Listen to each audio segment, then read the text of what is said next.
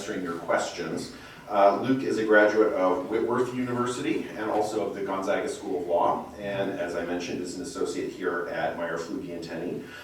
He has spoken to the Chamber before on issues of religious accommodation and also on independent contractor rules, so he's very familiar with working with us here at the Chamber. Please join me in welcoming Luke Eaton.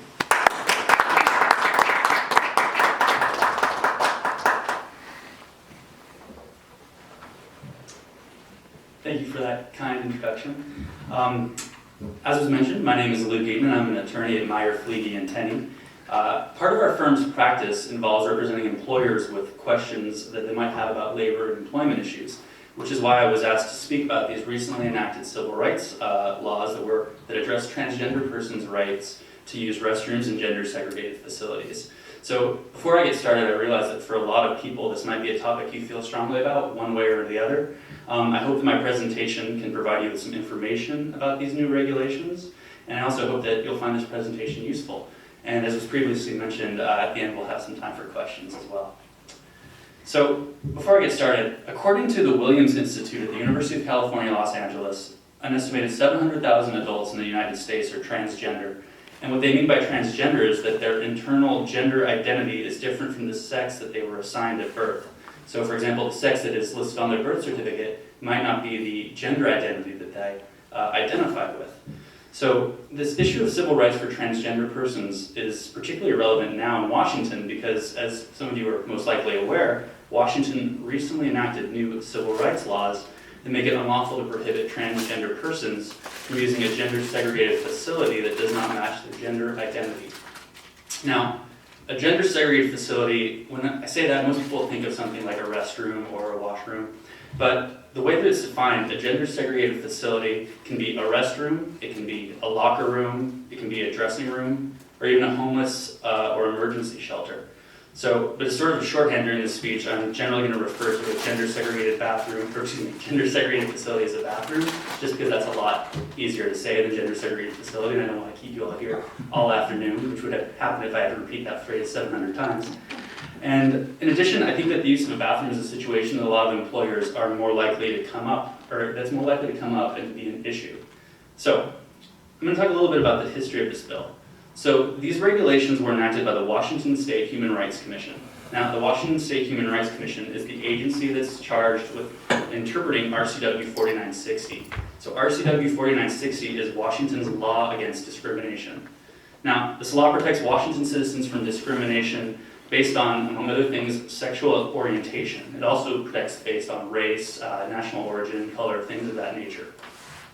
So the law protects Washington citizens from discrimination based on sexual orientation, which has been defined to include gender, expression, or identity. So this law protects people from discrimination in places of public accommodation, which is any place that serves the public, sort of like a restaurant, hotel, things like that. And it also protects employers, it also applies in employment in public workplaces or any private workplace that has 8 or more employees. So if you have 7 employees, you can just stop listening now because it won't apply to you. Just kidding, don't.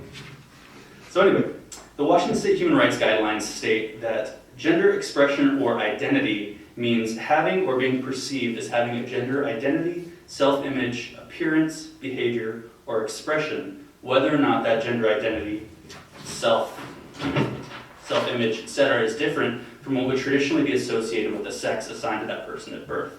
So in Washington, gender expression or identity, it's a protected class. So what this means is that similar to how it would be illegal for an employer to discriminate based on someone's race, it would also be illegal to discriminate on that person's gender identity or expression. And before I go any further, I think it's really important to point out that these regulations protect all persons because everyone has a sexual orientation or a gender identity.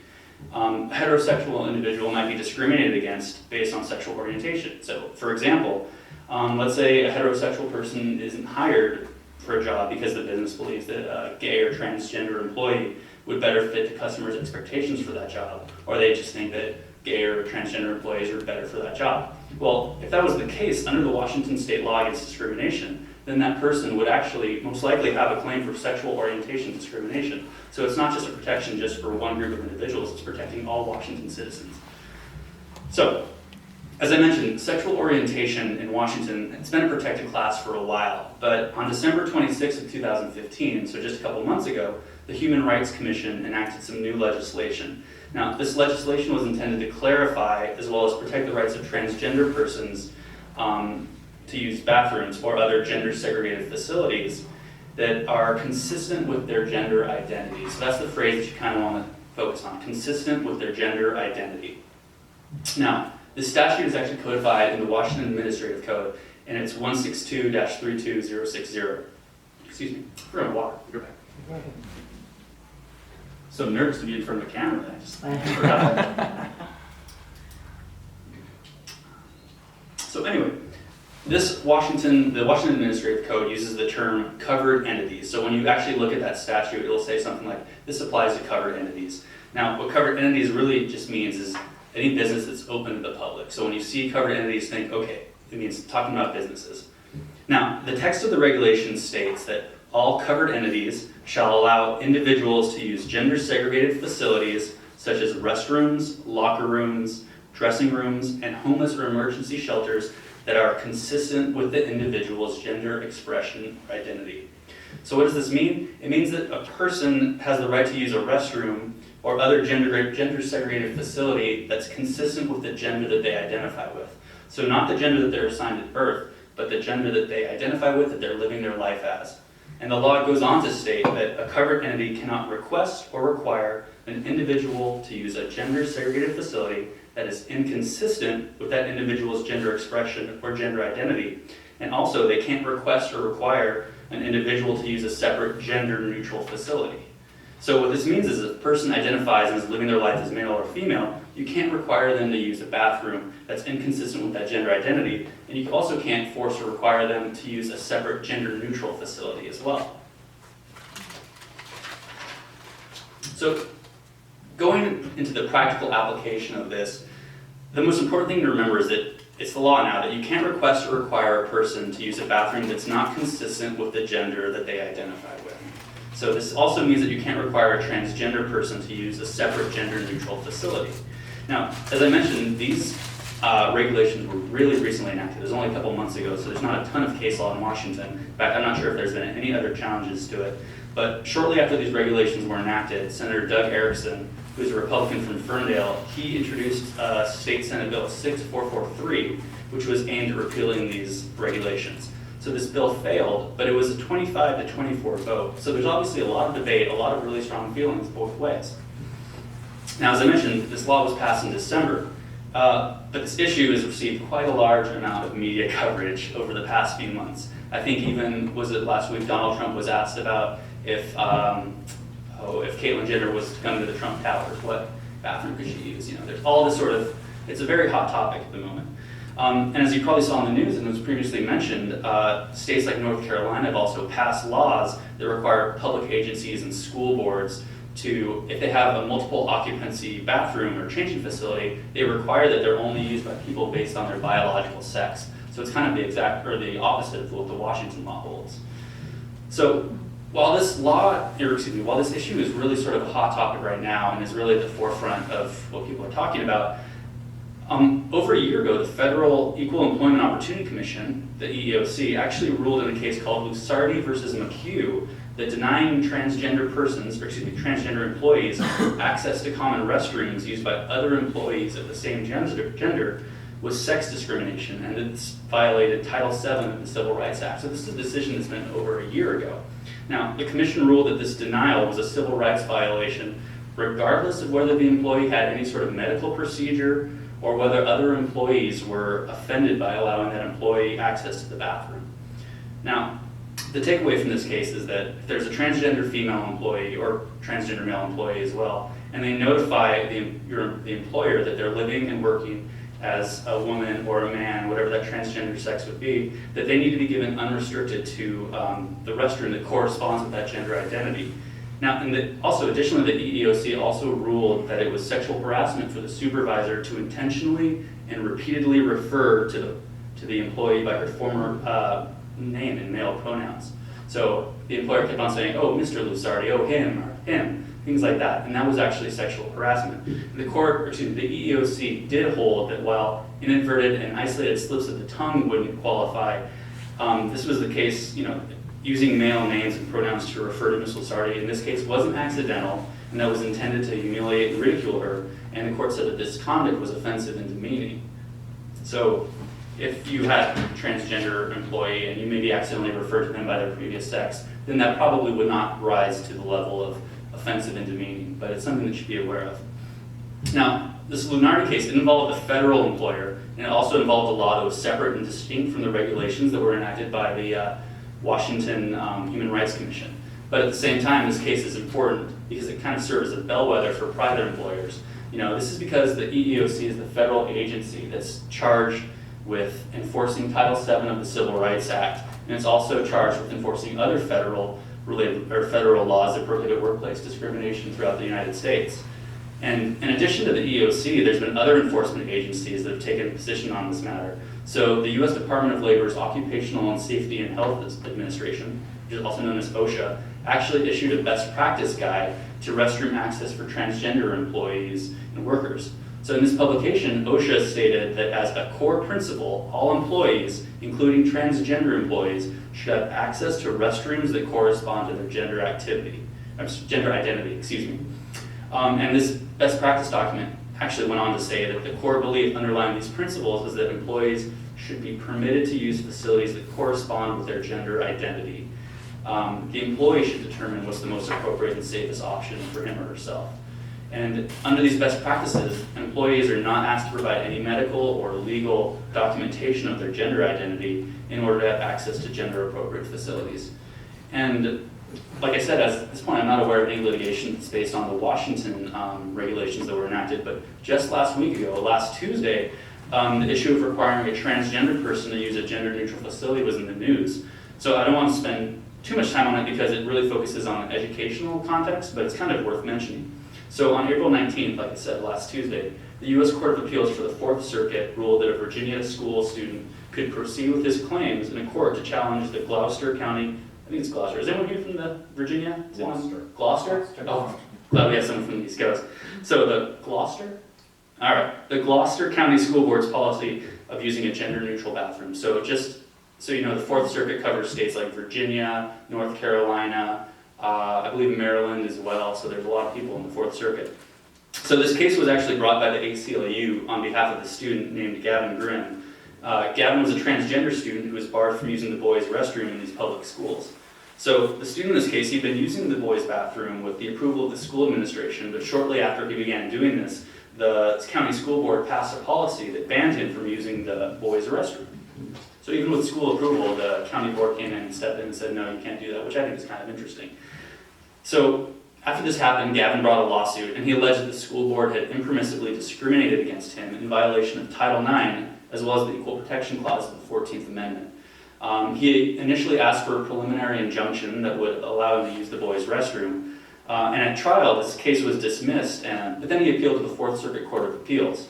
So on appeal, the ACLU argued that the school's restroom policy effectively expelled Gavin and other transgender students from using communal restrooms, and that requiring these students to use alternate private restrooms violated Title IX's 1972 Education Amendment. So Title IX is a federal law, and these education amendments were federal laws that prohibit sex discrimination by schools. So the Fourth Circuit ruled that these claims needed to be allowed to proceed to trial. So this decision didn't automatically allow Gavin the right to use the boys' restroom, but instead will require the lower court to look at it again.